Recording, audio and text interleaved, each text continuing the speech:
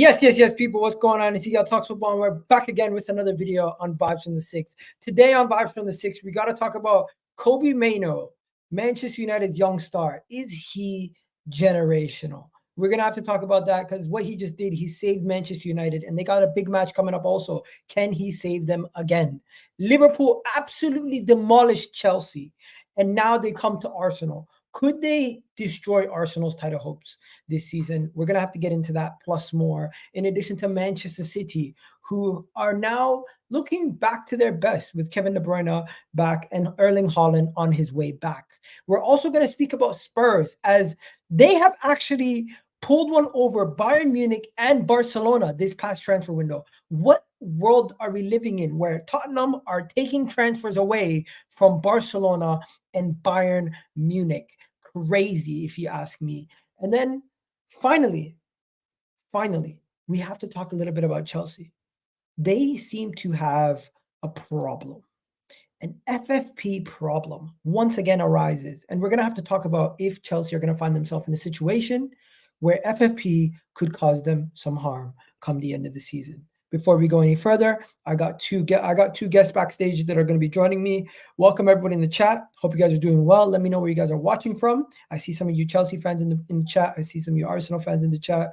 I see some of the City fans in the chat. Big up to all you guys in the comment section. Hope you guys are all doing well. What a goal. Nico Williams assist. Okay. I'm not sure what game you guys are talking about, but I'll check it out. We got Vader in the building. We got Rack in the building, but they're not here yet. Rack is actually in the building. Rack, how you doing, man? All good, man. All good. Looking forward to a good weekend of football. Hopefully. Look at Vader, like just sauntering in, just chilling. He's got his cigar and everything. You better not be doing a Bill Clinton. I'm gonna put you guys at the top. I'm gonna ask you guys something. I'm gonna start this here. Since we got a big game this upcoming weekend, you just seen City play. Vader, are City back to their best yet, or getting close to that? Are you? We're healthy. Because we're gonna talk about Liverpool, and Klopp and everything else, Rack. Because you guys are a big topic of discussion, but we got to talk about this. Us three, our teams. Am I involved in this? Are you guys taking me out of this already? Am I not in this? Like, no, you're usually involved. I thought it was gonna be the three of us: Liverpool, Arsenal, City. But you guys quickly have just pushed me out of the picture, or it seems like you guys are trying to push me out of the picture. Is that how you guys use things? Did we push you out of the picture? Or did you push yourself out of the picture? I don't know. I'm asking you. We'll find out this weekend, right? But we'll find out. Yeah, we will find out. We will find out. Listen, first, yeah. I'm gonna say this, Igal. Of course, you've been invited to the party. I think you've stamped your way into the party. You knew where it was happening. You're like, I want in. So you've been there from the very beginning. We've been hesitant to let you in, but you're deserving. And you know what's going to make this so concrete, so clear that you deserve to be on the guest list every single time is you handling business this weekend. You handling business this weekend. You're the host. It's at the carpet. Home ground. You're inviting the last hurrah. And you know why I have this? You know why I have this cigar, Igal? And I'm not burning it. This is for the end of the season. This is when I heard the announcement, when I heard about Klopp saying, you know what? Final lap last season. I'm gone after this. I don't have the energy. This is a young man's game. As soon as he said that, and I watched that 20-minute interview, got myself one of these. I've labeled it. I'm going to baggy it, and it's going to get burnt at the end of the season out of respect for Liverpool and Klopp, because it's been an end of an era, and I'm going to show him the appreciation that it deserves. And also, I'm going to maybe relax a little bit, all depending on how you do this weekend, Igal. I might be relaxing a lot next season if you're not handling business on Sunday, because no Klopp in this league. I think Pep's going to do a madness. I think he's going to do a madness with no Klopp in this league. So you better handle business this weekend, Igal. You better. So that's where we're going. I thought you were going to say something about your team before you get do your soliloquy about Liverpool. My team, listen, this transfer window is officially over, right? I was looking I was looking everywhere. I was like, what are the ops going to do? Nothing. What are the ops that apparently run their businesses so immaculately clean? What are they going to be spending in this transfer window? Ooh, nobody's spending. Nobody's spending. Even the mighty Liverpool, the great Arsenal, who supposedly have clean books, could not find the means to buy any players. I looked across and I'm like, you know what? KDB's healthy. Haaland, new programming, rested up, charged up. We're gonna release the Kraken. We're gonna new programming, man. You totally took the robot analogy to heart, didn't you? New programming. He's a cyborg. He's a cyborg, not a robot. But he's back. Everyone's healthy with the exception of Akanji. I'm banking us doing the madness. I'm banking on a never seen before, dare I say, ruin Klopp's final lap four-peat. I'm feeling it. I'm feeling it. But it's one game at a time. I got my game on Monday. You guys have the game on Sunday. All eyes. What up, Surfer? All eyes will be on this game on Sunday. But I'm happy with my team. I'm happy with the January transfer window, more so because I didn't see my ops do anything crazy. So we said farewell to Calvin Phillips. We moved. Are you guys surprised that the transfer window was that dead? I was not expecting the transfer window to be that dead. Like the transfer window was the deadest transfer window I have ever seen in my life.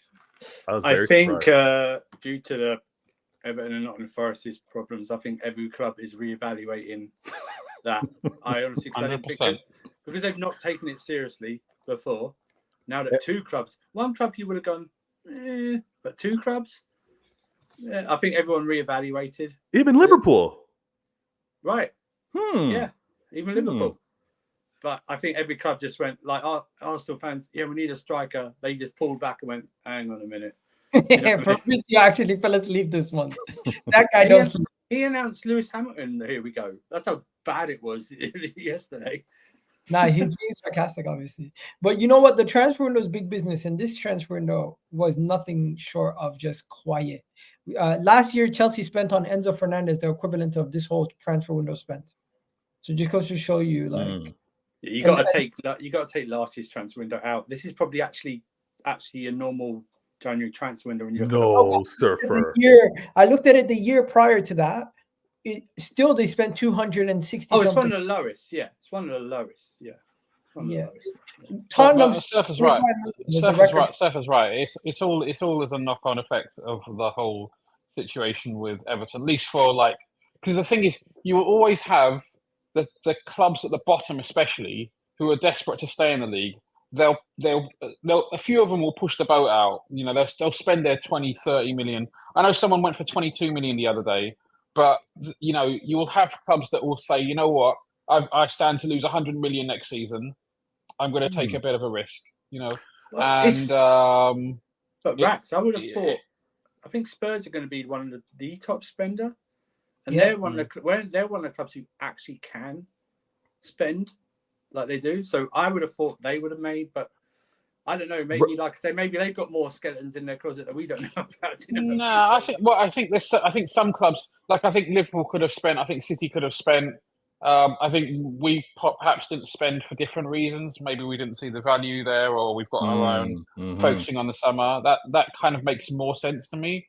I think though, Rex, I think the emergence of Kwanzaa has really helped pursuing a defender. What kind of camera is that? Yo. Yeah, Lord. What is this? I don't know what this camera is. It's kind of like I don't really know what's going on. It's like Ben came in here with the vest trying to look like 50 Cent. Like what the hell? First of all, the thing is that neckerchief. One second. Neckerchief too. I thought I'd dress up for the occasion. I thought I'd dress up for the stream. Do you know what I mean? The thing with that neckerchief is the neckerchief looks like it. The neckerchief looks like. No, the neckerchief looks like it's gold. Come back in. I'll see you boys. The man gets a win and then doesn't know how to act. Look at this guy. No. The thing is, the neckerchief looks like gold, and then the black vest. I'm like, this is B.A. Baracus. You just need the mohawk, and then you. Well, I pity the fool that doesn't think that Liverpool are going to win this weekend. Yeah. Hey. You know what? Let me sort my camera out. What's it? Since we're on the transfer window, I think it's very fitting that we start with Jay because his team beat not only Barcelona to a transfer, but they also beat Bayern Munich to a transfer this transfer window. What is going on at Tottenham, bro? I'm always wary. I think I'm always wary of these transfers when no one's really heard of the player, but they go, "We beat Bayern Munich to this player," and it's like, okay. I mean, it's like I've never listened. I'll be honest with you. I'm not. I barely. Apparently, Barcelona wanted to sign. But that's like when our clubs are linked to a player. Oh, he's linked to this player to get the price up or something like that. To be honest, I've never heard of the player who they signed. Good luck to him. But I just think it was just like a name drop. I don't even know who the player is. I don't know if Jay knows who the player is really. Well, Bergvall. Yeah. Do you know who he is? Wow. Did you have the door window as a camera? They've got hope. They've got a whole portfolio. It's like, well, let me tell you about him. Is that helps? Funny you should ask. I genuinely don't know what's happened to my cat. I look like I'm recording this off a Ring doorbell. I swear to God, I don't know what's going on here. I'm in awe. I'm in awe of what's going on. That's brilliant. You're gonna come back. It's genuine on my camera, like so. It's the vignette. It's the vignette around the let's just roll with it. So who's this guy? Okay, I'll just roll with it. I'll just roll with it. I'll roll with it. Bergvall.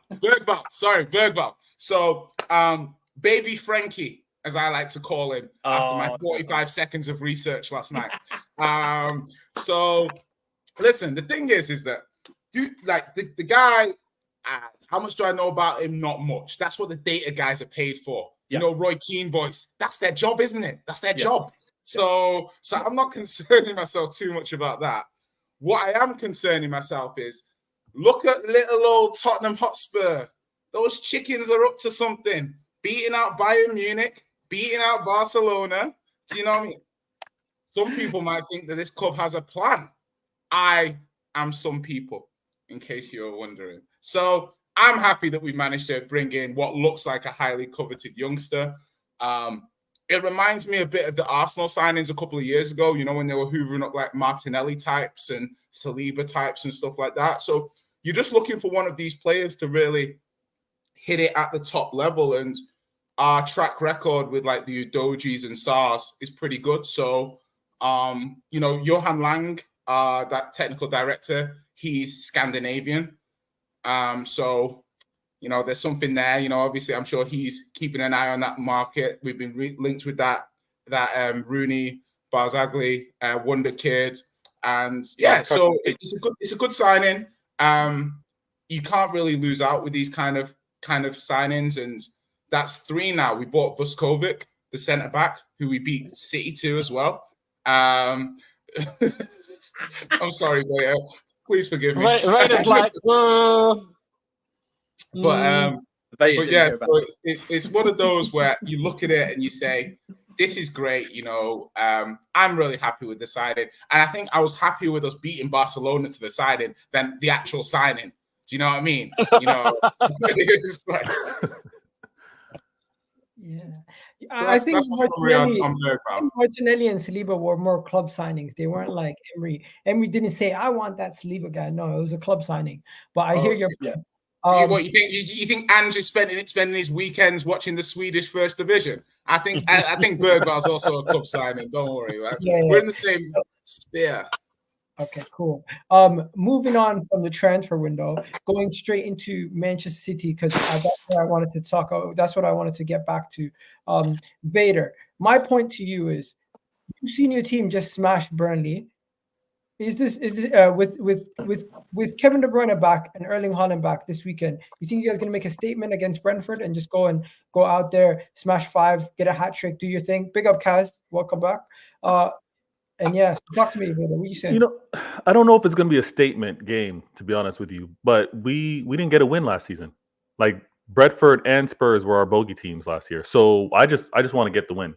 Honestly, at this stage versus Brentford, I just want to win. After seeing how they played recently, I'm confident, confident with a healthy squad. KDB back is huge. KDB has his impact is it's tremendous because he, using a North American term, he quarterbacks that game. He sees everything on the pitch. It's like he's got 4 eyes, 2 on the front, 2 at the back of his head. He's always on a swivel. He's looking around. What he does for us is amazing. And listen, I just need us healthy. Honestly, I just need us healthy to be able to have the options to bring players on and to be able to adjust with the compact number of games that are coming up. Because there's going to be a game every 4 days soon. And I need our guys healthy. Haaland is going to be that difference maker. I know he's hungry. He's been out for a month plus. And he's seeing that he's co-tied with leading goal scorer for the season. Man, he's going to be on a mission. I just want the players to kind of play for him to maybe get that boot again this year. And then we're on. Alvarez, Igal, I didn't forget. You asked the question, Alvarez, should he really be hyped? Should he really be talked about the way he was? Man, on his birthday, let me slap 2 goals and get this brace. This is the quality that we have over at City, and I just need us healthy, and we're good. Akanji, take your time, get the right fix-up that you need, come back, show me that versatility, play center back, right back. If Pep wants to throw you in that midfield, let me have my boys. That's it. Let me just have my boys ready, and we're going for this. We're going for this, man. I need it. Yeah. So what you're saying? Everyone agrees with. I'm always called favorites. Surfer. Even before, the first time I made it to Champions League, they said I was favorites to win it. They always put favorites on City. I'm used to it. Igal, you've heard it. Don Hussam, largest Liverpool account out there. Rax. I see how Rax moves as well. Liverpool, underdogs, not favorites. Correction. I think Kobbie is a bit bigger, but yeah. I think no one wants to. Everyone wants to be a backseat driver. No one wants to drive. No one's been a mean? lead dog. They know what Everyone agrees, though. Okay, but let's be objective about it. Let's ask Raider. Me and you have it. Who? Ask the other 4. Who is the favourite for the title? Man City.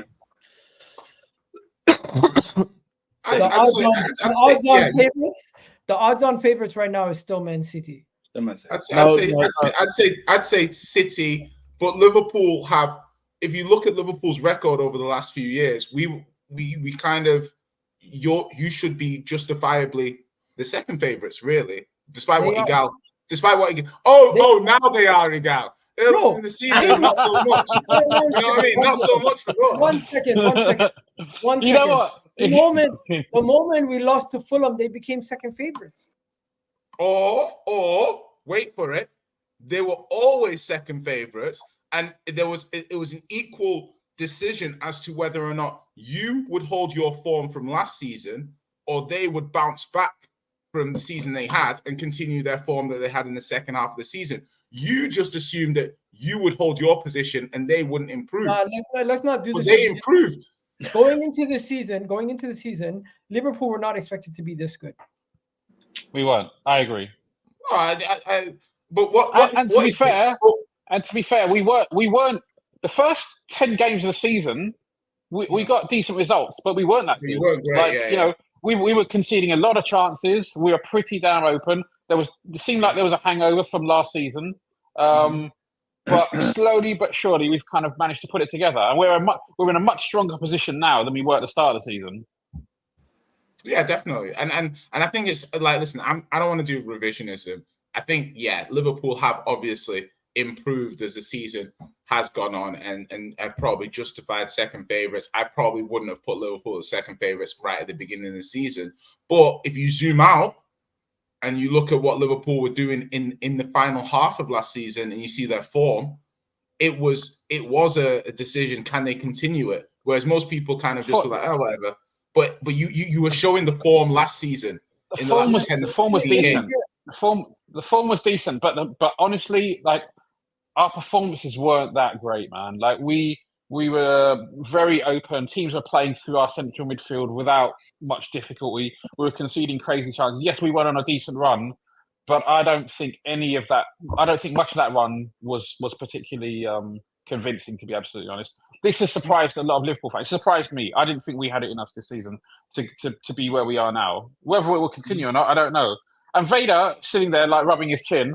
I remember the days, Vader. I remember when you were like, oh yeah, little old city, you're doing like a Mourinho. You know, remember Mourinho, the little horse with drinking a little bit of milk. No. And now this horse is grown into a stallion. You're like coming out of your big chest, giving it all. No, Let me hold on. I got to distract.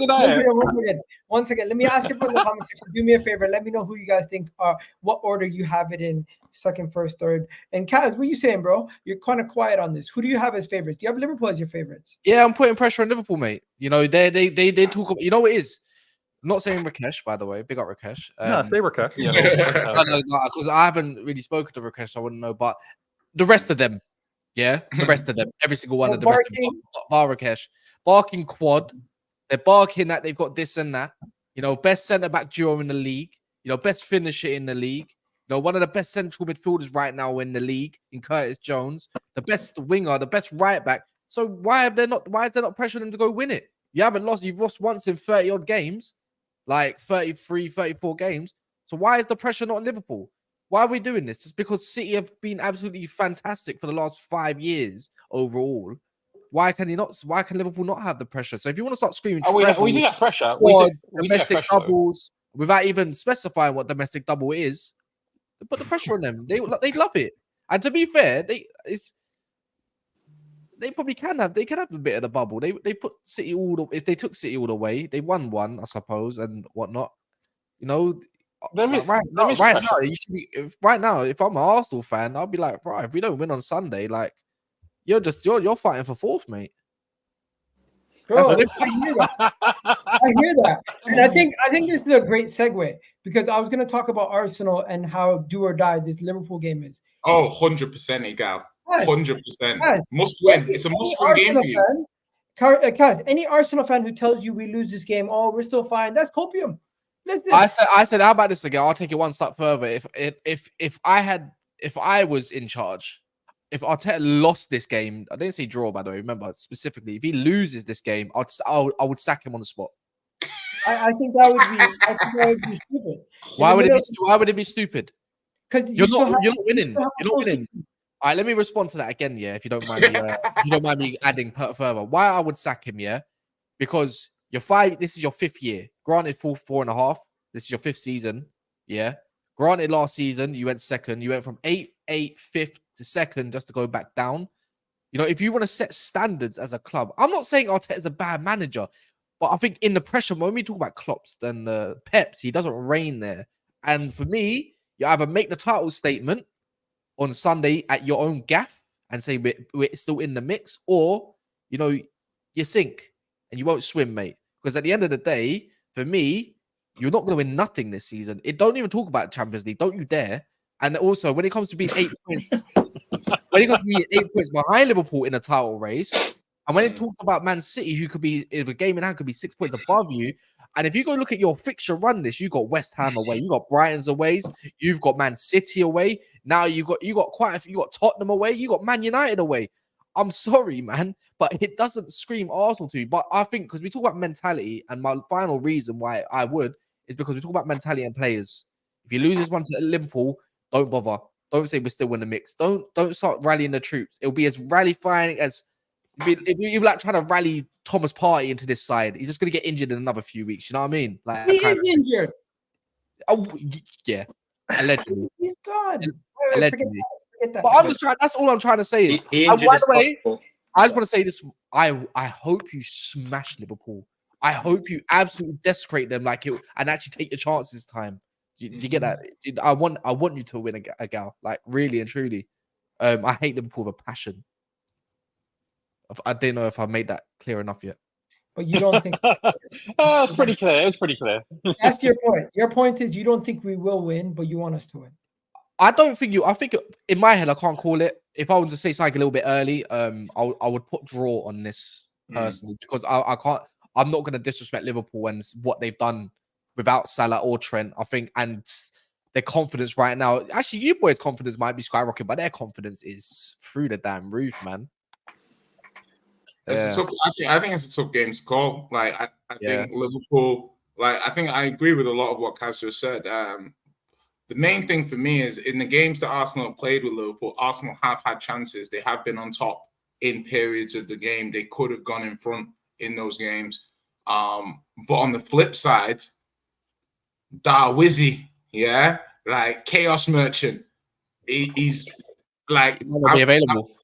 He's mind games. Tis a scratch. I'm looking at this game, and I'm saying, right, Arsenal, you're right. They can't lose this game. If they lose this game, it's done. They're done. They cannot, in my opinion, they can't win the league because they've still got dirty away games. They've still got to come to Tottenham. They've still got to come to Tottenham. They ain't taking nothing from that game. So in these games right now, they need to. It's do or die. I need Arsenal to win because even though Spurs probably aren't going to win the league, you telling me there's a chance? I am telling you there's a chance. So we need to close. We need to close this Dumb and Dumber. Did you just quote Dumb and Dumber? League table up. You see what I'm saying? Close this bad boy He went from William Shakespeare to Dumb and Dumber. That's what I'm saying. Let's close this bad boy up, boys. Tis a scratch. Wow. Okay, Winter Surfer. What do you say? Infamy. They've all got it in for me. What do you say? I love Jay, man. I like the fact that Jay fixed his camera. I don't know how what the hell that was. What it was, I just was like, Alexa, let's act like I'm not in the 1960s anymore. So, what do you call Winter Surfer? What do you say? Title race. I think you. I don't know. I don't think you can take the FA Cup game into account for this game whatsoever because I think I didn't actually treat it as a joke on the terrace because I think Liverpool actually want to win this game, unlike the FA Cup game. So the thing is, you've got to take your chances when you get them. That's the whole thing. And that's the reason Liverpool are in the FA Cup and you're not. All right, Michael Owen. They scored. You didn't. They went through. You didn't. Speaking of the title race, though, I think you need to win it to build your confidence again. That's all. I think you do need to win it. Beating Liverpool this season, the way Liverpool are going, will be as much as beating Man City at this moment in time. You don't need to do it, man. Make it a 3-horse race. Let me just make it easier for you guys. We lose this game. We're looking forward to next season when it comes to the Premier League. We're not looking forward to this season. And we're looking, all eggs are in us having to try to win the Champions League in our first time in our club's history to salvage going trophyless. That is going to be almost like... The loser of this game loses the title. The loser of this game loses the title? Yeah. Liverpool lose this game, they still have a stranglehold. They don't have a stranglehold. Nope. They lose this game. That sounds like hope. Because they're playing off emotion. They're playing off emotion, right? Klopp made the announcement. Can you explain with logic though, in context, if you don't mind, rather than what you feel? I'll explain. Can you put a Shakespeare and a Dumb and Dumber quote in? Oh yeah, and if you don't see a bulldog and a Shih Tzu in this, then it don't make no sense. Listen, they're playing off emotion. We saw the announcement that Klopp made for the club, right? The players got to play for him. The players got to do this. They got to do that. Arsenal are also saying, listen, what happened last year, we're not trying to repeat. We're serious. We're trying to win this title. This game's that important. The same way you guys had to get that win against City to like break the hex. You got to win this game at home to show that you're legit, to show that this is we're about. So this game in particular, because of the momentum that we've seen within this league, Arsenal have to win it to continue on. Liverpool have to win it because I hear it from every Liverpool fan. I need that point gap on City. I need that gap on City. I don't feel comfortable. They're not even comfortable right now saying that they can win it. I've heard some of them say, I need 10 points. I need 10 points on City before I can actually show my chest like Jay's showing tonight. They need 10 points. So this game is key. And that's why I say the winner of this will propel on. The loser of this, fall back. And I don't think they win it. I think the momentum continues between City and whoever wins. That's a beautiful. Do you splinters in the bum from the fence sit right at the end? Because you're who do you think is going to win, Beta? No, I've said this. I'm going for this. I'm going for it. You going what? Four fingers. 2-2. Was that Star Wars 2-2? Listen, I'm going for this, and whether it's going to be Liverpool or Arsenal, the winner of Sunday's game will determine that. Still on that fence, Jay. Still on that fence. I disagree. If Arsenal, I have to just disagree with that. Obviously, there's no right or wrong in this, I suppose, and it's just an opinion, isn't it? At the end of the day, opinion based.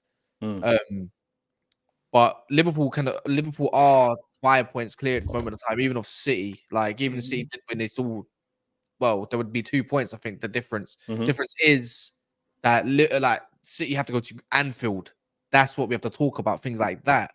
If you get a draw, it's still in decent favor that you can go anyone's way. It wouldn't be the worst result for Arsenal, considering, but then you need to be proven to yourself that you can beat so-called said teams and stuff like that. But Liverpool lose, they can still afford it. I think they're in a position where they can afford to it. I think this season will go right down to the final game. I think it will. And I think if I'm correct, Arsenal go to Old Trafford near towards the end. And if it was to beat Arsenal is intentionally killing the atmosphere at the Emirates. They told the Ashburton Army that they are not allowed to have the tifo for the Liverpool game. They can maybe bring it for another game ahead of the season, but this game specifically. What are we talking about here, man? Do you want to know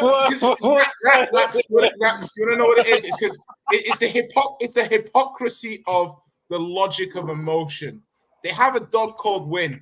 Yeah, got a dog called Win running around the table. Oh, Win! Oh, we need to. Where's Win? Where's Win coming from? You know, that's what they say. But you know, obviously, I get it. The emotion that it's. Arsenal fans, North London forever. Like, that's a bad boy. I think that's a good song, by the way. I think North London Forever is a good song. Hey, listen. Between that song and Waiting for a Miracle. They're both Don't you? Let's move on quickly. Big up Rajesh Singh. Everyone give me your predictions quickly. Everyone give your big up my guy here for the comments. Really do appreciate it for the super chat. What is a super sticker? Big up for the super sticker. Yeah. Why is he laughing? Where all Chelsea songs? Chelsea. You guys do the same chant for your team. Arsenal. Multiple songs. No one hears them. He says, you know what? Yeah, who knew that clubs like singing their name? Everyone likes singing their name. Yeah, everyone knows Arsenal's got a variety of songs. Like they got a Saliba and Mikel Arteta. They still basically they remix a lot of. They remix. Yeah, they stole your Martial. They stole your Martial chant. Hey, when I tell you now, when it comes to these Arsenal fans, yeah, they're creative. Don't get me wrong, but they. Even that song. See that one? They stole half of it off a City. Arteta trying to steal tactics of a pet. Do you know what I mean? Like, it's all remix of City songs. Okay, let's. I'm not gonna lie to you guys. I've got a couple. I don't know where's Vader gone. Vader's disappeared. Vader's gonna be back in a second. He's getting off that fence. I think.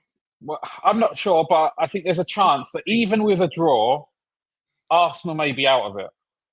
And the reason why I say that is that if there's a draw, that means we've played you away from home as well. There's a 5-point gap. And City, assuming they win their game, they will also have a 5-point gap. I think it's reasonable to assume that you can claw that back on one team. But claw it back on both teams, that's a bit tricky. And you still have to go to the Etihad as well. And you still have to go to the Etihad. And Old Trafford, just let you say. And Old Trafford. Yeah, and they haven't won. Last time they won. Let's get it, but there's more of a chance. Okay, so all you guys are saying we're not going to win the league. Fair enough, but you guys. I'm saying even with a draw, I think it still makes it difficult for you. I'm saying you might finish below Tottenham, low key. If that happens, the manager is going to have to go. Or something's gonna happen. Wait. Disclaimer. Wait, one second. Jay, you got him. Jay. Ladies and gentlemen, we got him. No. Listen, I said this on the football terrace earlier. There's a situation where Arsenal is like 5th in the league. That's a sackable offense. What? Because it's Tottenham. What if you just finish? Do you know what I mean? I'm simply saying. Now, Kaz, I feel slighted.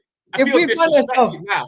I feel like if we find ourselves outside of the Champions League spots, that is completely falling off of the main. Other than last season, Tottenham finished above you like 6 times in a row, mate. Like, bro, do you know what I mean? Like, I know that, but we're supposed to be in a better situation than Tottenham. We're supposed to be in a better situation than the rest of the other teams. I do not let Man United catch up, by the way. I swear down, none of you, not even you. Guys, let's not take the piss here. Let's bring it back. Let's bring it back. We're going to talk about Manchester United in a second. But before we do that, we need to do predictions. What's your predictions for the Liverpool-Arsenal game? Everyone's saying Arsenal's going to lose. What are you guys doing? Nah, I don't think it lose. I'm making a video about sacking Arteta. That's what I'm doing. Okay, so you're saying Liverpool's going to win. Jay? No, I said draw. No, sorry, I said draw. My bad. Draw, Jay? I think you nick it, Okay, 1-0. Inshallah. I need you to win. I'm going 2-1 Arsenal. All right, Winter Surfer. 2-2. Vader, can you hear us? Yeah, can you hear me? Yeah. Listen, I like the angle, Vader. Beard's looking strong. So I gotta be hands free. You know what I mean? You gotta be safe on these streets. Say your prediction. Look at the man's panoramic roof there. That's 6 points on your license, mate. My prediction is. And I hate to say this, but Liverpool win 3-1. Okay. Rock? Ooh, I don't believe in that personally. Liverpool win 2-1. Okay. I think Arsenal win 2-1. That's what I'm going to go with. And I'm going to break it down tomorrow when we do the preview, hopefully. But let's go to the next topic. The next topic, Kaz, your boy, Kobbie Mainoo, delivered for your team. And now people are calling him generational. What do you think? You think people are taking we've been screaming this, by the way. United fans have been screaming generation. Like he's mint, but I'm gonna let him land the rest of the season first before I start. I can be shameless, but I'm trying to be more contextual about this. Let him land first. Let me see him in a couple more crucial games and whatnot, and then we'll go from there. But the fact he's doing this at 18 is massive, man, for me. And do you know what I mean? Calling generate like to be as composed as he is at his age is mental. Him shushing the Wolves fans is amazing. I loved it. He tended to calm down basically as well.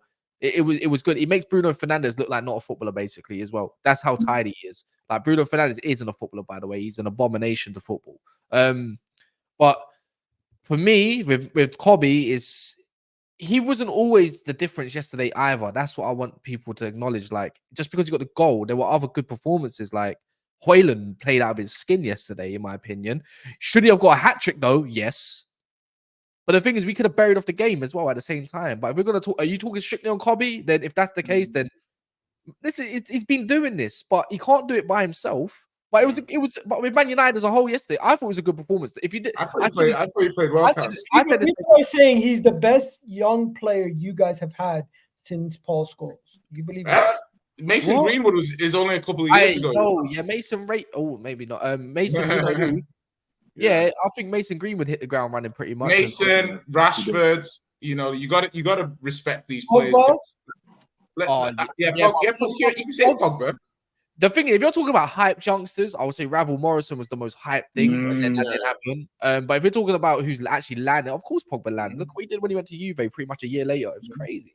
So, I gotta say, I like how Eric Ten Hag had them set up yesterday. Like those goals conceded, you can't put them against how Ten Hag had you guys set up.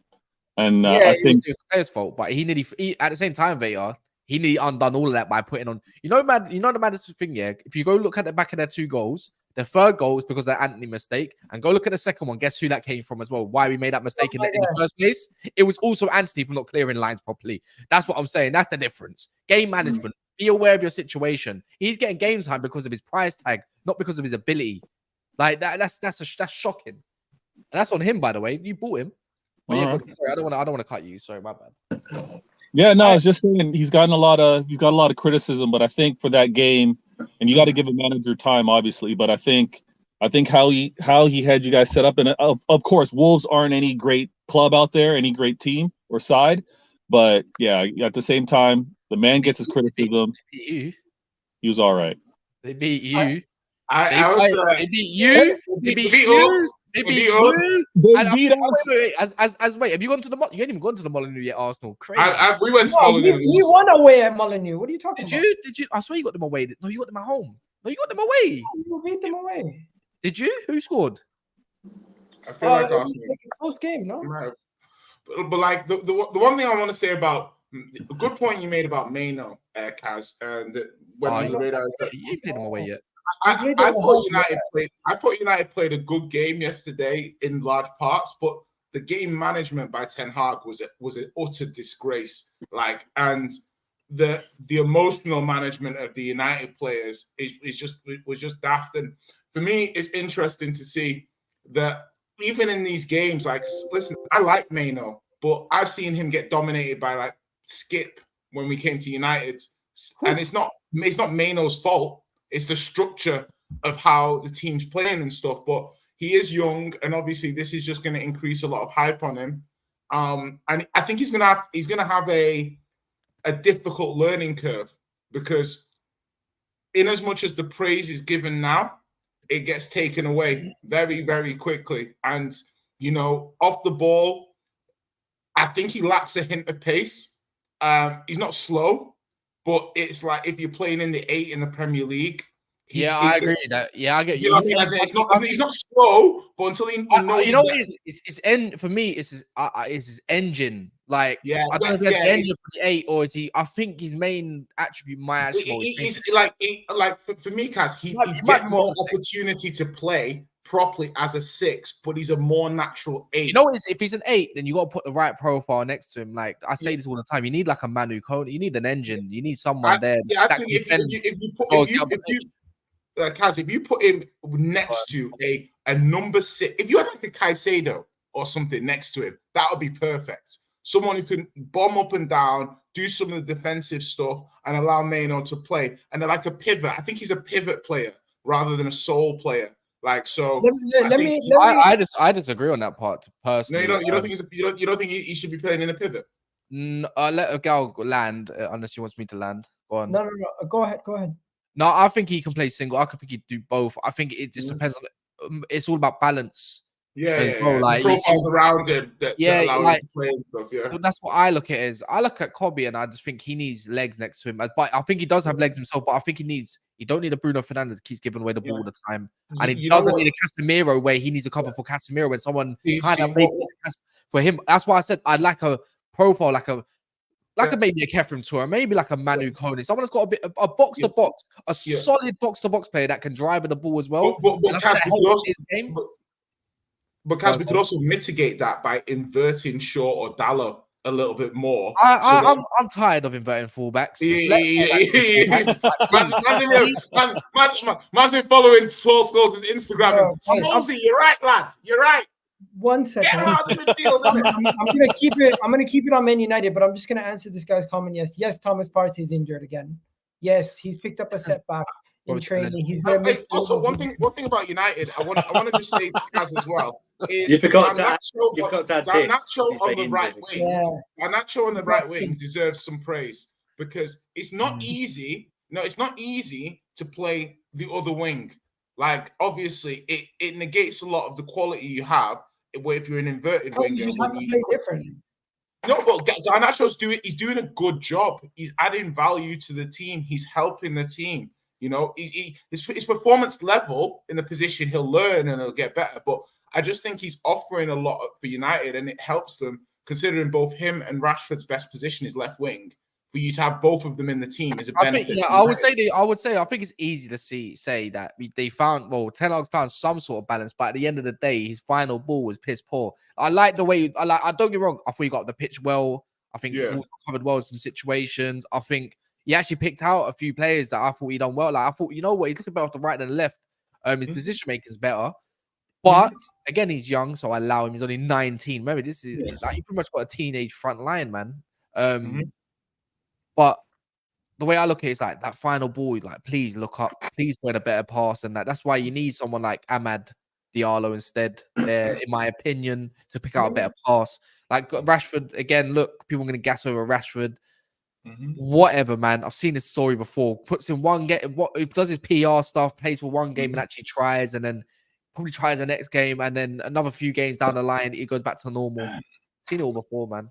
Let me hear from Winter Surfer. What are you saying? So the thing about going back to Kobbie Mainoo is, does Ten Hag have it in him to recognise, to put players beside him for the rest of the season? Because then you reevaluate your midfield options in the summer, right? Does he have to do that? Because I remember, like, you guys got that point at Anfield, and then he totally changed it when you went away to West Ham. He totally changed everything. So is he going to have enough talent to recognise who Mainoo plays well with? Who do you think Mainoo plays better with in that midfield that you've got at the moment? The midfield they put out the other night is the midfield. Right, but do you trust Ten Hag to keep to that midfield for the rest of the? He's going to try to play that 11 for the rest of the season. Guaranteed now. He's gonna. He said it himself. That's our strongest 11. This is our strongest. He's gonna play that against West Ham. That's why he brought off Casemiro. I thought he brought off Casemiro as a yellow. No, he just wanted him to get minutes. That's why he brought off other people as well, like Rashford, because he's trying to save them as well for West Ham. You beat West Ham, and all of a sudden the table looks different. You go above West Ham as well, I think. And then before you know it, Aston Villa's got a couple tricky games. They got us as it goes at their gaff. Tottenham probably got a couple tricky games as well. We got Everton away tomorrow. On Saturday, I think you win though, to be fair. But Everton are actually a decent outfit. But I still believe in Ange and that team. But it's just like you can make the table look so different if you win your next couple games. Do I believe that that's going to happen? Nope. Do I think West Ham are going to counter attack on us and probably beat us 2-0? Yes, I do. All right, let's quickly move back one step. Rack, what are you saying before we go to Liverpool, Chelsea? Talk about Chelsea for a second. No, carry on. About Mainoo, yeah. He looks like a good young player, man. Just give the guy time. Don't put too much pressure on him. But from what we've seen, he looks decent. I haven't watched too much of him, but the snippets I've seen look encouraging. There's much bigger problems at Man United than him. He's one of probably the good things that's come out of this season, and I don't want to put too much pressure on the kid and say build a team around him, because he's 17 or 18, all right? He's very young, so maybe even that's a bit too much to do right now. But it's promising for United, and I'm sure United fans are happy to have a young player. Look, most teams are happy to have in inverted commas one of their own. So we saved us 100 million. Let's put it that way, innit? Exactly. And it could be worse. I hope at least while he's a kid, I hope he does okay. When he plays against Liverpool, obviously a different story. But let me ask Kaz quickly. As a young player, I hope he does well. Just to save time, let me ask Kaz quickly. West Ham or at home? What do you think? No, we lose. I honestly think we lose, because you know what? It's just the way David Moyes sets up, innit? He's gonna evaluate last game, and don't get me wrong. I think West Ham lack a bit of firepower at this moment when they don't have a recognised striker.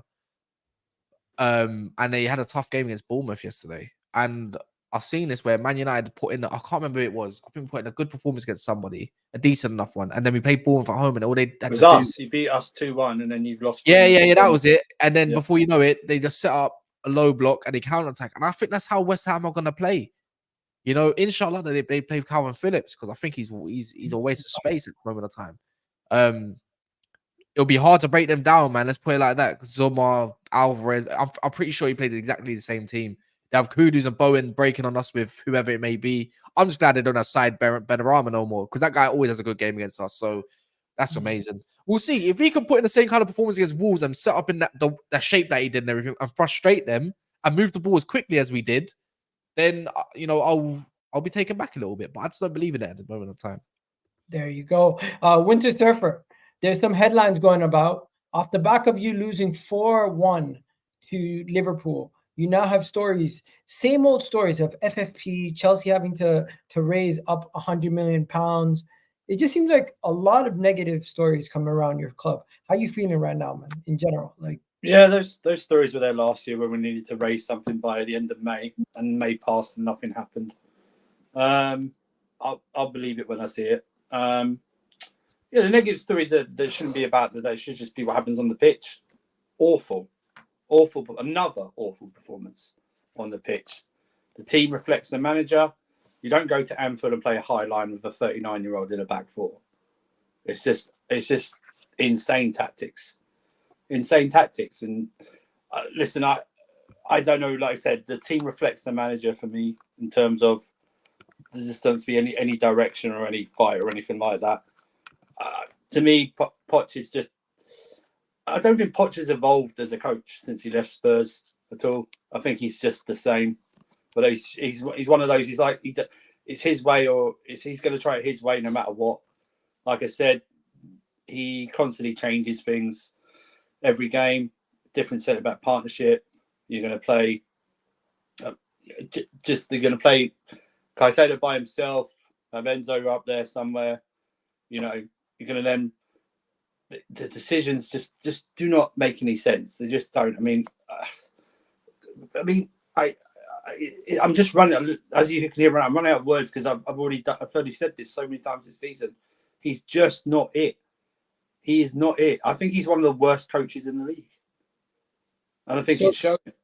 Do you think more of your fans are Pochettino out at this point? I think it's getting there if it's not all there already. I have to agree with you on this part, man. I think every criticism is the way it's naive. It's just, you know what he looks like? He looks like Arteta in some big games last season away from home. You know, the way he's set up is like, what are you doing trying to play with Caicedo as a single man in between the way Liverpool press? Yeah. Liverpool are so energetic. Good luck, mate. Trying to play try to do what Kobbie Mainoo did. Good luck, mate, because that was a lucky. In my opinion, Kobbie at Anfield was a lucky performance.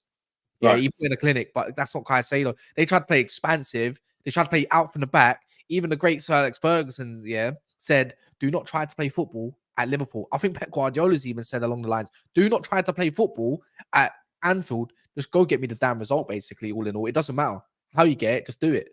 You can't. It's naive, especially when it's a crowd. It is literally the 12th man type stadium when it wants to be. But Poch is pathetic. Why are you trying to put Cole Palmer in a false nine away from home against Van Dijk and Konate in a form of their lives right now? And Conor Bradley made Chilwell look like a nerd. Like, Chilwell's performance, that foot was. He was a big reason. I haven't heard the word nerd used derogatory since high school. So like, props to Cass for that. He bullied him, literally. Let me just stop for a second and just say, Wolves, big up to you for the super chat, bro. Man says 1-0 Arsenal, though. My prediction ain't reliable. 1-0 for Arsenal. Ain't reliable. Remember, he's from Finland as well. His English is not his first language. He said, this is my prediction. It's shit, but this is my prediction. Yeah. So if that happens, I'll take it. By the way, Wolves FI, he predicts Man United. I don't know what it is. He has some absolute hate for Man United. He predicts us to lose every single game, by the way. So I wouldn't take that. This game they play West Ham. You play West Ham, so yeah, no, but I mean, ask him how gassy he was before we played them. Okay. Yeah, let me know, Wolves. How gassy? Yeah, super chat that one in for a girl. Let me know. But yeah, quickly, let's bring it back to Chelsea. I think Poch is being he's being asked to do a tough job. A team that's been just put together recently. You have so many young players in the team. Yes, Winter Surfer, I can see he's making a lot of mistakes. He is making mistakes. But even when he does set you guys up well, sometimes you still lose because some of the players are just not. They're very inexperienced at times, and it shows against certain teams. Against Liverpool, I always thought you guys were going to struggle. You go to City away, you're going to struggle. You go away to home against majority of the top teams, you're going to somehow struggle. And when you face the lower down the table teams, they just park the bus and try to counter you guys, and that's how they beat you. So it's like 90% of the league. So basically, everyone's going to beat them, Miguel. Chelsea is an easy game for majority of the teams at this moment in time. Not only because of Poch's one thing about Chelsea, right, is because of the design. I remember speaking at the beginning of the season about Poch, and I remember telling them everything that Poch has done this season. I told people this is what Poch is going to do, verbatim, because I said, listen, at the end of the day, You look at what he's doing and the time period that he existed. Conte was still winning leagues. Ranieri was winning leagues with the most basic of tactics. Football has thoroughly evolved since Poch was on top. And he hasn't. He didn't have to deal with De Zerbi type managers being in charge of teams that were 11th and 12th when he was in charge at Tottenham. And I look at what he's done, and it's like, well, Igal, I see where you're coming from, but this is why I was so angry at the beginning of the season when I saw his quotes at Chelsea when he was saying, we need to win. Oh, Chelsea's about winning. Chelsea's about winning. Totally flipped it now. I think we've had a tough. I was like, nah, because the energy that you had when you joined Chelsea, you were trying. That's not you. So either you tell the truth when you join about it's going to be difficult, or you say, okay, I'm going to deliver to Chelsea's standards. Don't pretend you're going to deliver to Chelsea's standards, and then on the flip side, sort of belittle Tottenham by saying, oh, well, Tottenham's not about winning. You're in 10th, Hermano. Do you know what I mean? Like, as in, like, what are we doing here? Like, he's in 10th. But Jay, we've seen it this season, right? This season, everyone goes, oh, need an elite manager or world-class manager. No, you need a coach. Yeah. You've seen it this season. You need a coach. The guy at Bournemouth, Gary O'Neill to a certain extent, Eddie Howe before his recent run, Unai Emery. No one rated when Gerrard was managing Aston Villa, no one rated half of this Villa squad. Yeah. No one rated them whatsoever. They were rubbish, right? We've seen it. You coach. You need to coach. Ange has been in the job the same time as Poch, right? Yeah. And he's had more or less the same type of injuries as well, and bigger injuries as well. And I don't think your squad depth is that great. You've got a better squad than us if we're keeping it a book. Plus, you changed your formation. New centre-back partnership, new left-back, new goalkeeper, new midfield, new number 10, and you lost Kane and didn't replace him, right? True. Do you know what I mean? So there's no. I wouldn't mind. I wouldn't mind if I was seeing some type of consistencies, but he's just inconsistent. Like I said, he changes the centre back partnership regularly. There's no cohesiveness. There's no. Yeah. This is the perfect season to start forming relationships. To start farming Thiago Silva out now. Do you know what I mean? Start getting that centre back partnership there. The midfield partnership. He hardly plays them together. He plays Caicedo as a single six and Enzo weirdly to the left or the right in some games. He plays Conor Gallagher all over the place because he runs around a lot. He asked Cole Palmer to do a false nine. If you watch that game, Rats, Cole Palmer looked like he did not want to ever play false nine, ever. He was nearly on the right wing the whole time. And that's when they were just doubling with Noni Madueke. So that means the false nine is not a good formation because there's no link whatsoever. So there's no outlet, there's no outball whatsoever. So and then I would say this: our experienced players have actually been the worst this season. Everyone goes, "Oh, you need more experience." They're the worst. They're the worst. Ben Chilwell, Sterling, to a lesser extent, Thiago Silva, Gallagher, stuff like that. People that have been there for a while, have been playing Premier League football for a few years. They're just not good enough. But I'm not. But the thing is, also defensively, we're worse. Pochettino's the problem. You take him out. You think everything's fixed? I'm not saying that. But what I'm saying is this: we were better defensively under Potter than Poch. No, but why? Do you know why? Because last year you had not coaching well. One second. Last year, didn't you have more experienced players in your defense? We had who did we? We had Thiago Silva, Badiashile. He's Chilwell. More or less the same defense. Look how bad Badiashile is. Look how bad he is. But I saw an amazing stat surfer that said that basically Chelsea have at least, I think it's 12 players that are contracted until the next decade. Right. What? That's crazy as well. That's crazy, man. I saw the stat and I started laughing because I was looking at Broyer as well, and I'm just looking at this whole Chelsea thing, and I do think, even though we corn Chelsea and we take the piss a little bit, but what Chelsea are doing, what Chelsea have done over the last 18 months, I don't know another top 6 fan base that wouldn't burn the training ground down. I don't think there's another top 6 club that would allow this to happen. Like, if next season, United are 10th after Enos? Do you think Sir Jim, do you think people are not knocking? They were like, go to his house. They were like, hello, Enos. How you doing, mate? I think because Chelsea spent £1 billion, their fans are a little bit more content with the situation of the rebuild because they see some quality players in their team. But the reality of the situation is just spending a lot of money doesn't equate success. The way that they're spending. My concern here, honestly, my main concern is that when you criticize the Chelsea team, then the only alternative to me is a new manager comes in and they start winning immediately.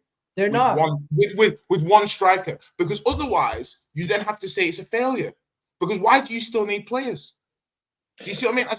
As in, like, how can you still need players after buying this many players, this many varieties, this many styles, and then a new manager comes in and he still needs to buy? That to me would indicate that what you bought is an abject failure. Well, that's why I've seen it in patches.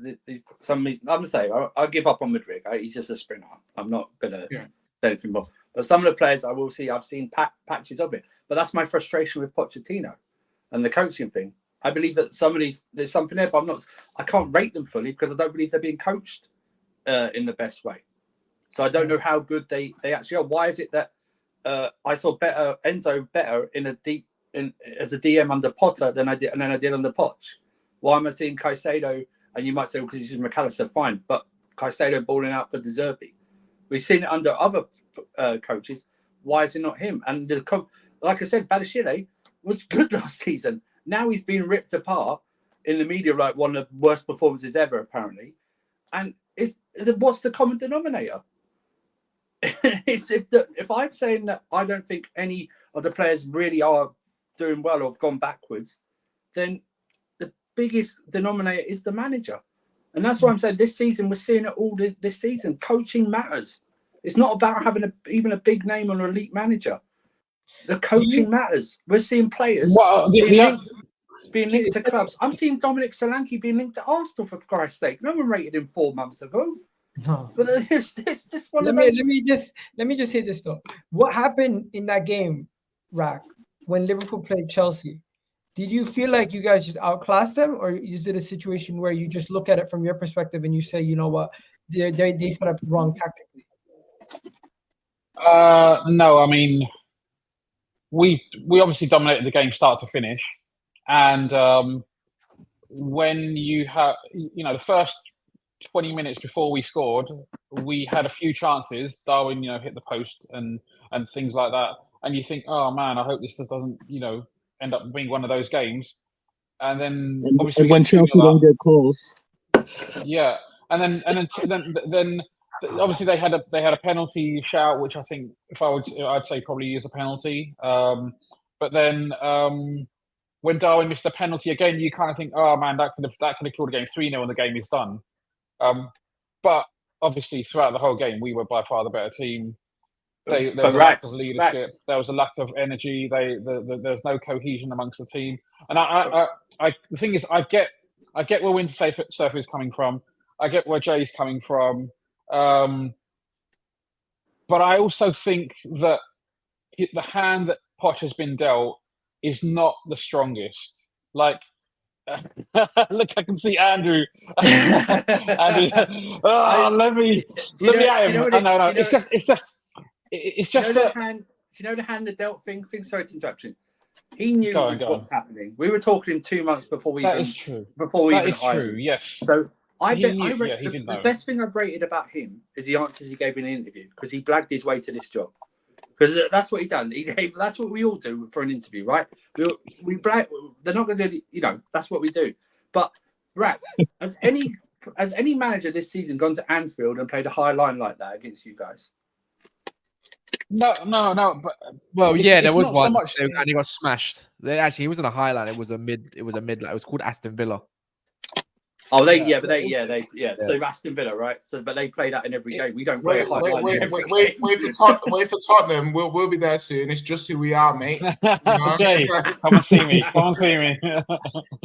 Welcome to Anfield, my brother. By the way, I just want to shout out Conor Bradley. That guy, you guys just spawned him out of nowhere, and he's playing like one of the best right backs. He's sick, bro. He's a sick guy, that Conor Bradley. We spent so much time talking about Kobbie Mainoo. Conor Bradley is another one up and coming this season. And what's it? What is it? What 3 assists, 1 goal? Four yeah, but let's look. 4 assists in 2 games. But let's honestly with Bradley as well. Like he's been good. He's been very good. But I'm not gonna like. I don't want to hype him up too much. We've seen the young players come in the past and not really do. But it's a nice problem. I think he's promising. And you're allowed to hype up a youngster when he's 19.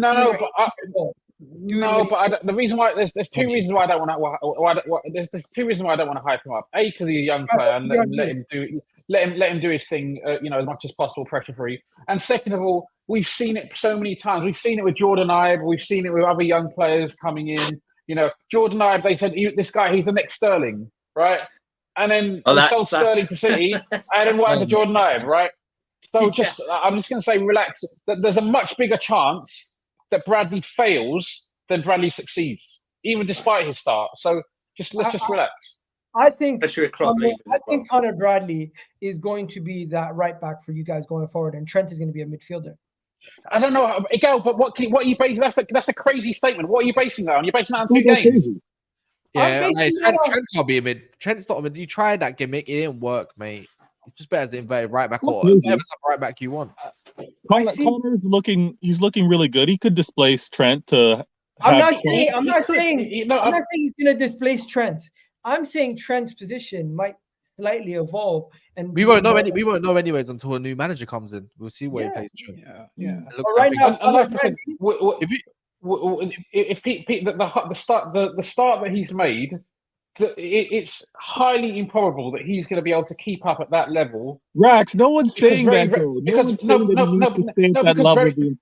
saying he could take over Trent's position, or he could force Trent into midfield. Like, let's just see. No. Don't think for 1 second. I'm saying Conor Bradley's going to displace Trent. I'm saying Conor Bradley's good enough to be playing as a right back, starting for Liverpool.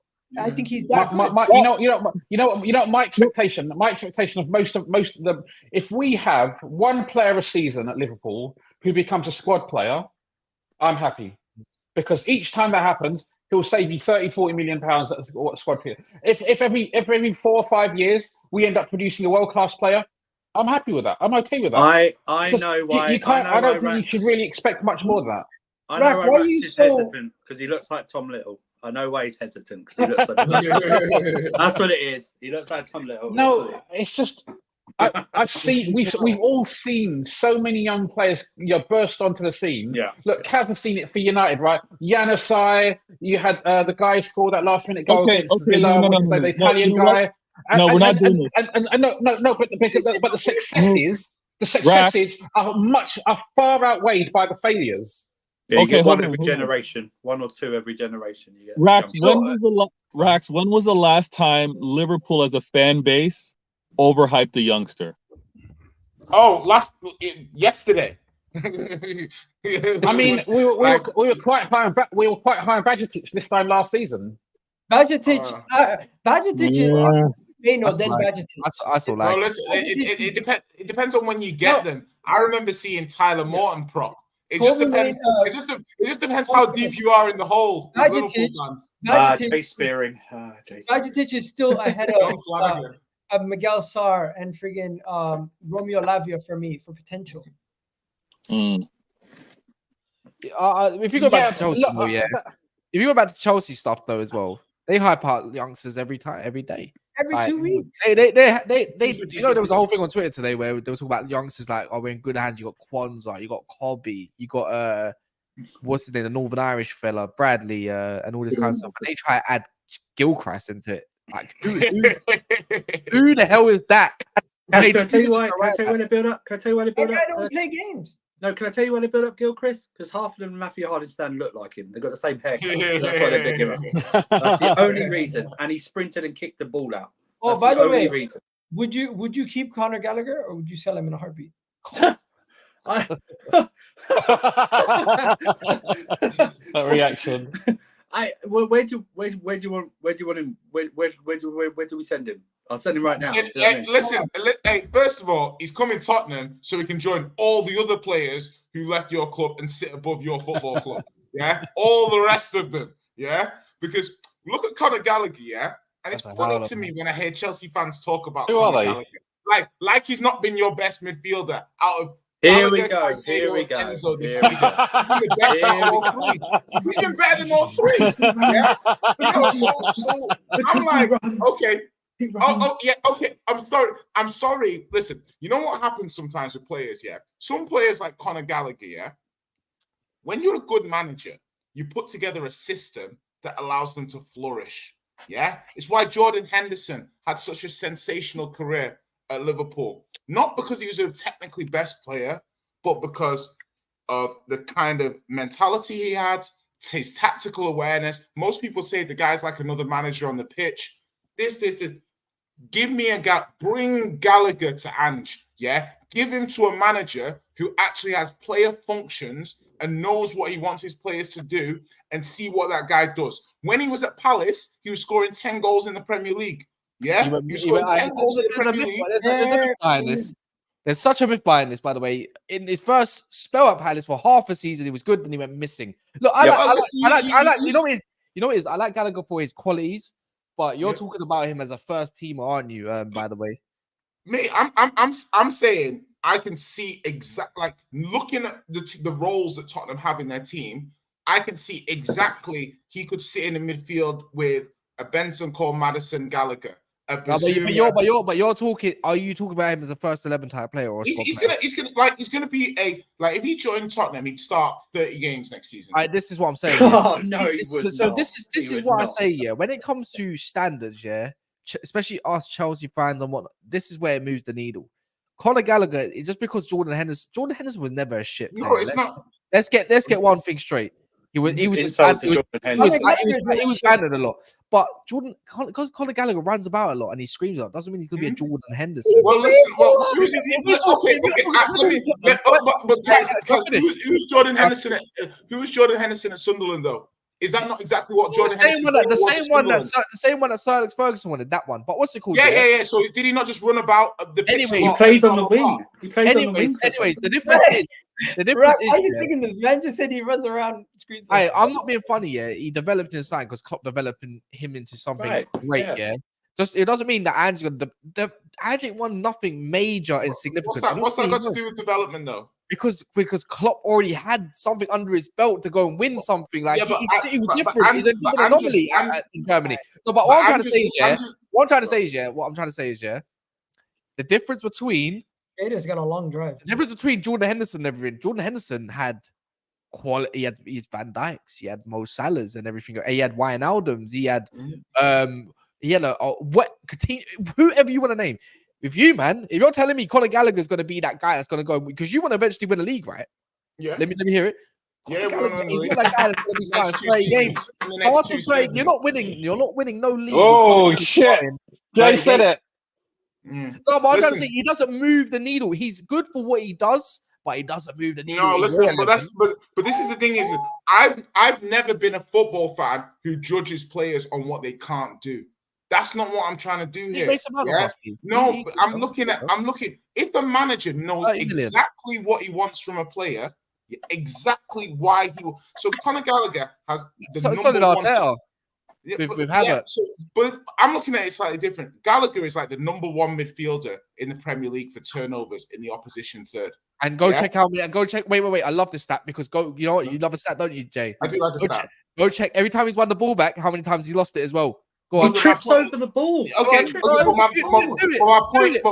my point with that is a manager can refine that in a system like Tottenham. Yeah, there's more predetermined tactics, there's more positioning, there's more patterns of play. So if he won that ball, he would know where to send it. At Chelsea, there's no sort of technical patterns, trick. So when he wins the ball and stuff like that, it's different. That's what I'm trying to. It's the same thing. Hold on, let me just line this point about Caicedo. It's exactly the reason. No, it's exactly the reason why the Caicedo you see at Chelsea is not the Caicedo you see at Brighton. Yeah, because Brighton. It's because at Brighton he played under Potter and De Zerbi. Highly structured, highly technical patterns of play. So that guy has only played with So you have a highly valid structured point. You have a managers. valid point. Yeah. So Gallagher now he's playing with an unstructured manager. Bring him to a structured manager, and you will see the difference. On Christ. Can I reply for you as well there a little bit? Just one thing, because I have to defend Chelsea honour here slightly. You will be saying that a lot, Jay, if you sign him, by the way. I'll be saying, Jesus Christ, Conor Gallagher for 30 million. Thank you, Lord. To be fair, yeah, look, Mo in the comments, Bowley won't sell him for less. You have to raise 100 million, mate. You will sell him. Yeah, fire sale, baby boy. Anyways, fire sale for some of your homegrowns, yeah. Straight pure profit. With Chelsea, yeah. When the difference is when you wear a Chelsea shirt as well, Jay, there's always going to be much more pressure than Tottenham. I'm sorry to say it. The fans are on you way more. Before winter, in my opinion, but Chelsea fans have standards, G. They want to win. Not right now. This is not the same Chelsea. Did I say Chelsea or did I say fans? No. Where does pressure come from? Fans is loads of nonsense. By the fans, but the reality is, if those expectations are not met by the owners, it don't mean shit. Yeah, but there's no pressure on the fans. He said Arsenal. He said you, man, lost the league because it was pretty much down to the fans and this pressure. Was it not? So it's always down to the fans that bring more pressure than the people upstairs.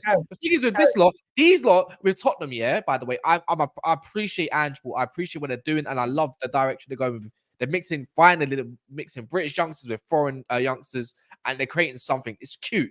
But guess what? Something they don't have that we always do know is Tottenham when there is pressure and there's more games. Let's see. Because Conor Gallagher, I've seen him when there's more games, and I've seen him with less games. And the thing is with Tottenham, I've seen Tottenham when there's no pressure Tottenham compared to a pressured Tottenham. It all spews the same, but we don't know because the difference of changing is behind the structure of everything. So it's cute. In theory, it's cute that he's rating Ange, but at the same time, we said, don't overrate Kobbie Mainoo and so on that. Same thing, don't overrate Ange at this moment of time because he ain't proved nothing yet. Because he ain't the whole part of it, the whole sample size is way too small. We've seen this story before. Jay, let me ask you a couple of questions. Would you play Gallagher in a double pivot? No, he's a 4-3-3 midfielder. Okay. He's a 4-3-3 midfielder. Can you name me the top two things on the ball that he does? On the ball, he's a good driver with the ball. He's a good driver. He's not a good dribbler per se, but he's good at driving the ball forwards. And I think he's technically decent. I think he's technically good as long as he knows what he's trying to do.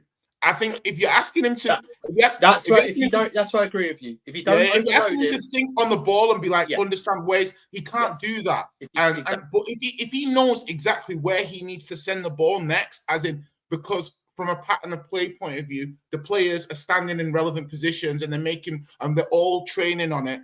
That's where you're going to get the best out. Cannot you save yourself 30 million and just get Ollie Skip to do what you're asking? No, because the thing is for me, I can see what Spurs are doing and it's wonderful. It's beautiful. Yeah, I love it because Spurs have bought this Bergvall in now, and to me, it's clear Lo Celso and Højbjerg will leave in the summer, right? Bergvall will replace Lo Celso. The person that replaced Højbjerg is going to be one of, and I'm certain of this, either Gallagher, Gibbs-White, Ramsey, or that Edison from Atalanta. It'll be one of those four midfielders. They're all different profiles, though. No, they're all fairly similar. They're all somewhat similar. I thought you're gonna say. I thought Benson could be viewed more as an 8. I thought you might need a backup DM. So we've already got Bizuma, and obviously we've got Benson Core who can play the 6 as well. Then you've got Sarr who might, you might adjust him to a 6 once you get other midfielders in that profile because he's got the attributes to be able to play as a 6. So on the other side, I just look at it from the point of view. I think Caicedo is the clearest idea about it is that when you see what Caicedo's doing at Chelsea now, and you saw what he did under Potter and De Zerbi, you can see the difference. You wish they kept Potter now, innit? Don't you think they wish they kept Potter? Now they got Caicedo. I bet they wish they kept Potter now. But that's what I'm saying, like, because Potter definitely would have been. Potter had better profiling of these Chelsea players than than Poch. Poch, 100 million. Poch has better players. Like Colwell, everything like that. I agree. But Poch has better players, and he also has the 6 months that those players had to bed in. And a pre-season, Yeah. So that's why I said I wouldn't say no to a Potter at Man United too tough, because if you give him pre-season and the style and the way, I don't think he moves the needle for Man United like that. I think he sets the foundation. In terms of setting stone foundations to lay something, I see it. Do I believe Poch is going to be the one that's going to lay a foundation at Chelsea? I don't. You got to remember as well, we sold every single midfielder under Potter in that January transfer window. We only had Gallagher, Ruben Loftus-Cheek, and Enzo. Guys, midfielders for second half of the season. Let's wrap it up with quick predictions. So, Jay, what are you saying for your club, Everton, Tottenham? Oh, okay. Let's go with a 2-1 victory for Tottenham. Wait, Jay, how good are you at 12:30 kickoffs? I know Liverpool fans. We're okay. You know, we've had a few this season. We beat Burnley. We drew away at Brentford. Like we've been all right at 12:30 kickoffs. So I know it affects some teams. What are you saying? Because I see you turn your mic on. What are you saying? Tottenham, Everton. No, Spurs win that. They should win that comfortably. 2-0. Yeah, I agree. I think Spurs win that game also. I would go with I would go with the 2-0 Arsenal. Why did I say Arsenal? 2-0 Tottenham victory. I'm going to go 2-1. It's at Goodison Park. I think 2-1. What Son's you saying, not back, right? Son's not back at all, right? He's not back. No. He just scored a goal. He just scored the winning goal against Australia, innit? I can't lie. Asian Cup and AFCON have been especially for me. AFCON's been great. I've heard Asian Cup's been absolutely sensational as well at the same time. AFCON has been lit. I've loved every minute of it. Nigeria today, though, Lookman's looking like a beast, man. The second half, they were pressing a crap out of that back line, man. Angola didn't make sure they could not get out whatsoever. It was good. Yeah. All right, Rack, what are you saying? Tottenham game. Spurs win 2-0. All right, next game, we're going to go to Chelsea Wolves. What are we saying? I'll start with you, Winter Surfer. So very illogical, not thinking with my head, scrappy, unconfident 1-0 win. 1-0 win. All right, what are you saying? But no basis in any logic or what are you saying, Kaz? For who?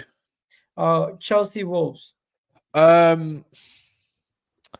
think Wolves might have something for them, but I'm not going to deny it. Stamford Bridge is actually all right at this moment of time. I think Cole Palmer penalty. I'm going to go for 2. I'm going to say 2-0 Chelsea. Actually, I'll be fair on Chelsea. I think 2-0 Chelsea. They want to bounce back. Stamford Bridge, I think they ain't lost in like 8-9 games. I think Wolves want to bounce back as well at the same time. It'll be a difficult game. Maybe 2-1 might be a little bit more fair. I would say 2-1 then. But I do think Cole Palmer is going to be the difference again in this game, to be fair, give me 2 undeserved penalties. You didn't get the midweek. And Kunku Palmer. I wouldn't be surprised if Wolves beat you 2-1 also. I think Wolves of course. I need it. We were flying high, Wolves. No. Winter Surfer, come on. Don't disrespect. I know, there's a lot of times where I picked your boys when you guys were doing that. But yeah. Vader, what are you saying? What are you saying, Rock? Well, because you said there's a lot of times I've picked your boys. I can't remember one time you picked Chelsea to get anything. I picked Chelsea to get something from you. No, but that was not a logical thing, was it? I don't know. Maybe you got me with that one. I also said that was your heart ruling your head. One second. I also said they were going to get something versus Tottenham. I said they were going to beat Brighton. I said they were going to beat. They were going to get points. They're going to get points off City. There's numerous times where I've said Chelsea are going to do well against certain teams, but coincidentally, I picked the teams that come on to them and give them more space in behind. Anyways, the thing with Chelsea is if you can survive to 65, 70 minutes against Chelsea, you've got a good chance of winning that game. If you're level with Chelsea at 60 minutes, you can kick on. Like, they will come hard in the first half. Pause. And Hey, yo. They knows exactly what he's doing, man. They knows exactly. Don't try it. You know what I mean? They knows exactly what they need. No, but that's the thing with Chelsea is that they're fairly predictable in as much as I watch them play and I'll be like, oh, they're playing pretty good. This isn't bad. okay, this isn't bad. They'll miss a few chances. But no goal. Yeah, they'll miss a few chances. They'll make a mistake. Crystal Palace game is a great example. I watched them first 40 minutes, battered them. Palace first chance goal.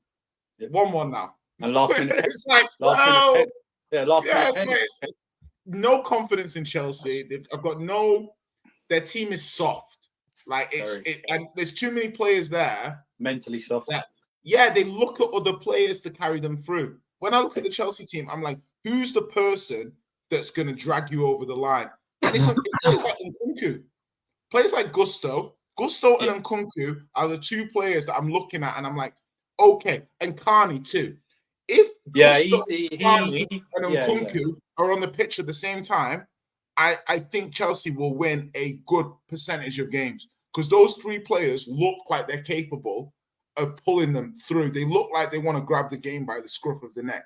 I'm not seeing that from the rest of the players, but those three in particular have impressed me when they played. Carney is what is in that position should be where Gallagher is. Carney should play that position. Yeah, sure, yeah, absolutely. I get that. Like Carney, he's got more up there. But he against West Ham, he played great. Against Liverpool, then he got played injured. Great. Yeah. And so to me, I look at these players and I look at needle movers. Who moves the needle? Who wants it? Who's going to drag the team up to their level rather than dropping down to the team's level? And those three players, to me specifically, have stood out. Players like Enzo, I tell you again, listen, when he gets peak Tillerman's level, I'll let you guys know. Yeah, that's all guys. Yeah, and I'm telling you, the reason why I say because you don't spend over 100 million on a player like that. Yeah, you can't spend unless he's gonna. And I'm gonna judge him through my Graham Souness Pogba lens. Yeah? It's a very unique lens. Very unique. And that lens means the same lens as when you started as a £100 million midfielder need to be outstanding at least 2, 3, 4, 5 things simultaneously at the same time on the same. Like I say though. Well, like I say though. Wait, he costs more. Well, he's a black brother, innit? Like, you know what I mean? Like,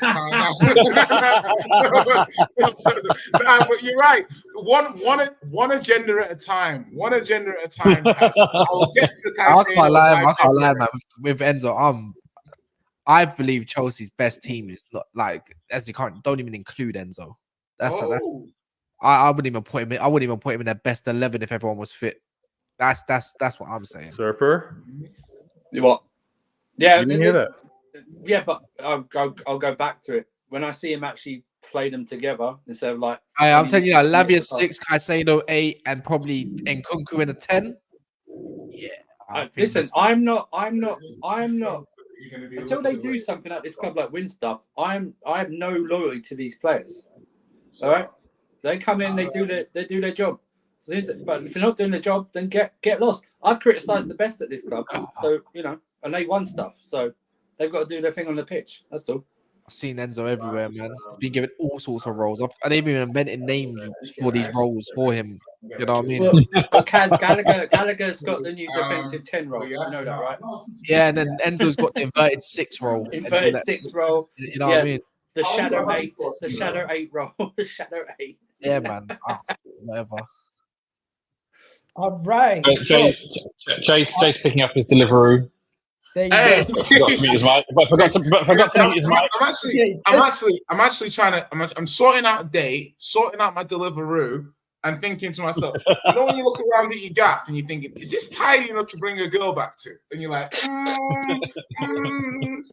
I've needed to Hoover.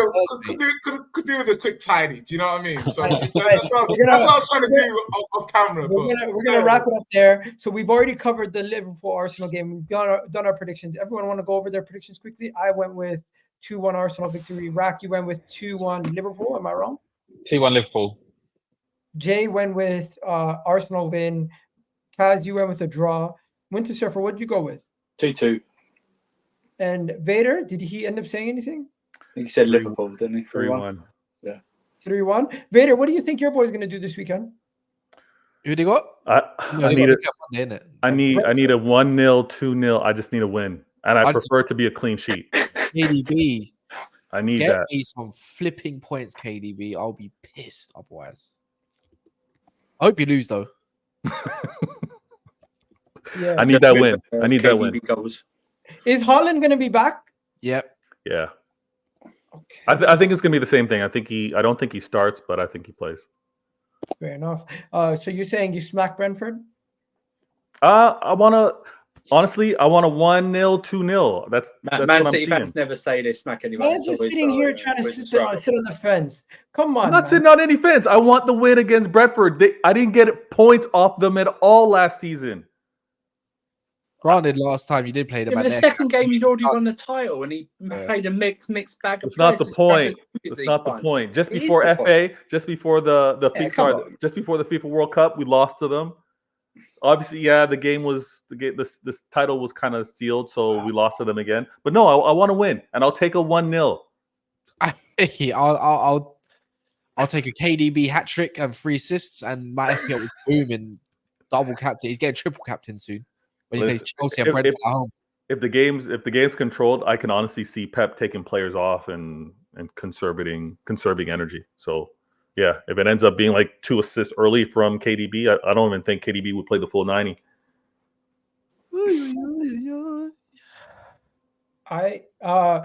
That's pretty much it. Anyways, big up everyone for joining. Big up Cavs for joining. I'm going to be on Never a Foul later today, so make sure you get. Where was my Tottenham prediction? Did I not get one? I swear you did one, no? Not really. Like, how this guy skipped me. They don't let you land on these channels, do they, Kaz? It's like he gave us the analysis, but he wasn't able to drop his actual prediction. I'm with you, Kaz. I'm with you. Yeah, I'll let my boy shine. Give him some spotlight, you got. Give him some spotlight. What's your prediction? I don't man no more.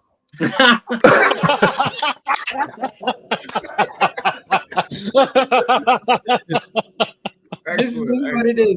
Anyways, look, way to make me feel bad. Big up, guys. You guys have yourselves a wonderful day. I'm out of here, people. Have yourselves a wonderful day. Big up Rack for jumping on, Jay for jumping on, Vader, Winter Surfer, Kaz, of course. I'm going to be on Never a Foul later in the day.